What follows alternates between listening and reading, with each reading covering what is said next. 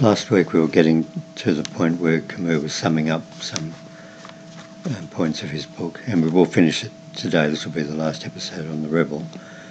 But he'd been talking about art, and he'd particularly looked at modern art of the 20th century, modern painting of the 20th century, which, and this is not what Camus said, this is what I've said, but most people don't really like it, but they pretend to like it because people who know a lot about those things say it's good, so we think it should be, and people pay a lot of money to buy these modern early 20th century paintings, so they must be good. But what Camus was saying was that basically that kind of art is nihilistic in that it removes all values. He also talked about crime novels and crime films. Again, the people in those and the stories concern people who just do things because they want to, because they just want to have money or power or sex or achieve some importance, and they just have no morality. They just go about doing what they do because they want it, and that creates good entertainment which people enjoy. So Camus was making the point both of those things are essentially nihilistic in that they're doing away with any real value as such. And one got the impression that he didn't really approve of that. So earlier in the last couple of episodes we made the point that Camus seemed to be somewhat conflicted in throughout the whole book. And as he gets to talk about art now, it seems as though he's finally coming down on one side or the other. So the point was made that, or in my mind anyway, that Camus had a persona as an artist, a novelist, playwright, short story writer, and also a persona as an existentialist philosopher. And the existentialist would seek to negate things, to say that there's no point to anything. And particularly the Hegelian and the nihilist go further than that in that they actually destroy everything, deliberately destroy values and meanings so that we can move on to some future apparently better next step. Whereas the artist seeks to create and make things. And when in this chapter of Camus' book, he seems to come down more on the side of the artist. He's favouring the creative rather than the destructive.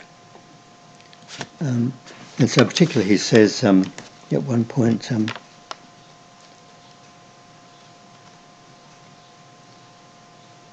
style is the existence of reality and of the mind that gives it its form. So when someone is writing a book or a poem, that writer's personality comes through in his style, but that style itself actually creates the reality of the form of the eventual work of art. And then he says that art consummates rebellion in creation, not just in criticism.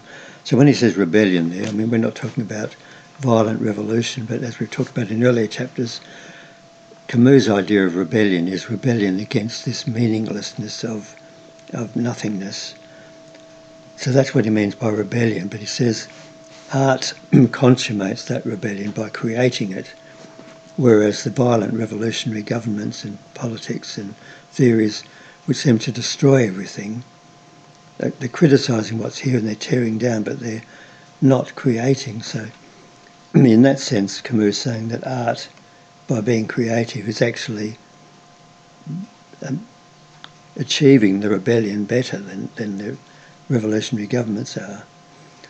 He also says that revolution can only affirm itself in civilization, not in tyranny or terror.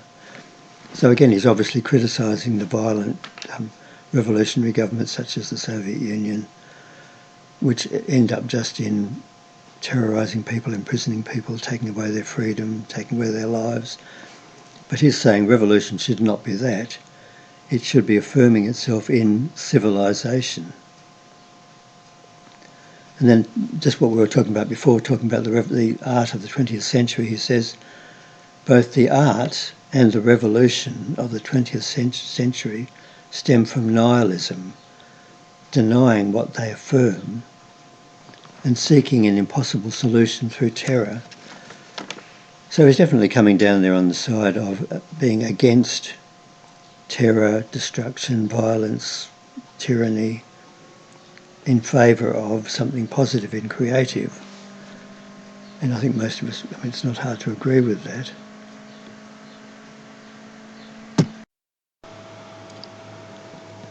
That's then the end of his chapter about art. So he comes to the final chapter, which is called Thought at the Meridian. So it seems that Camus decided that it is good to create and to build rather than to pull down.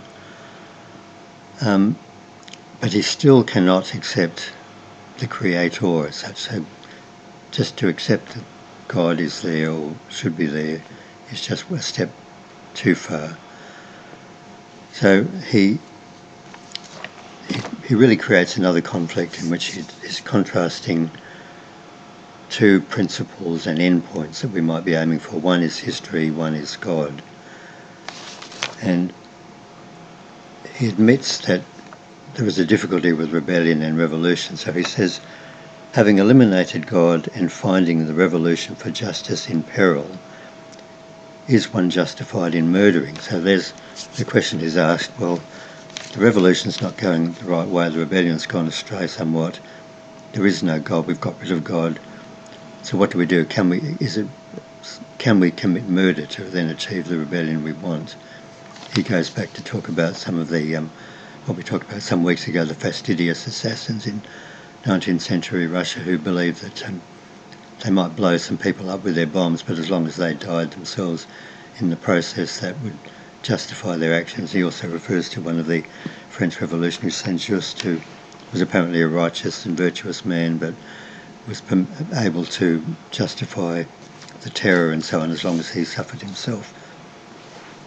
But anyway, so Camus created another, it seemed to have resolved something before, but now he's created another conflict. Are we going to follow history or are we going to follow God? And he says, no, we can't follow God because in his mind, well, there is none, or even to believe in God is evil in itself. So we just have to totally dismiss that from our minds, get God out of the picture altogether. But that then leaves us with history, which is what Hegel and Marx were looking for, following this objective of some historical endpoint. It has no personality or morality, but it's going to lead us somewhere.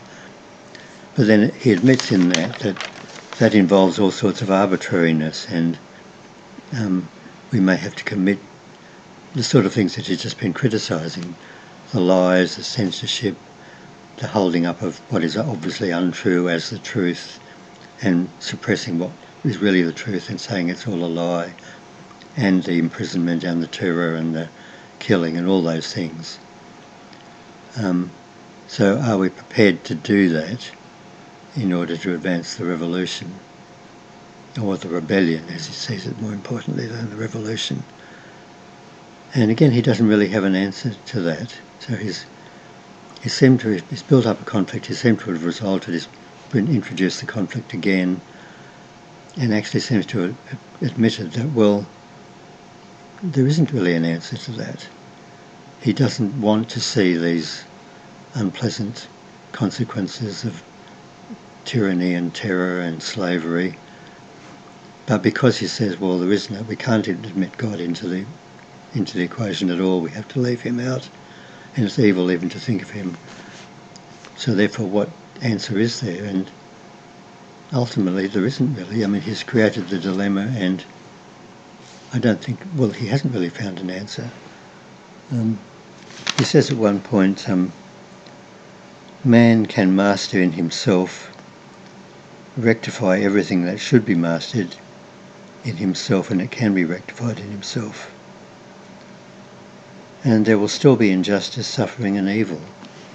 So really, is that an answer? It seems that at the end of the book he really hasn't resolved the issue, simply because he won't allow God to be involved.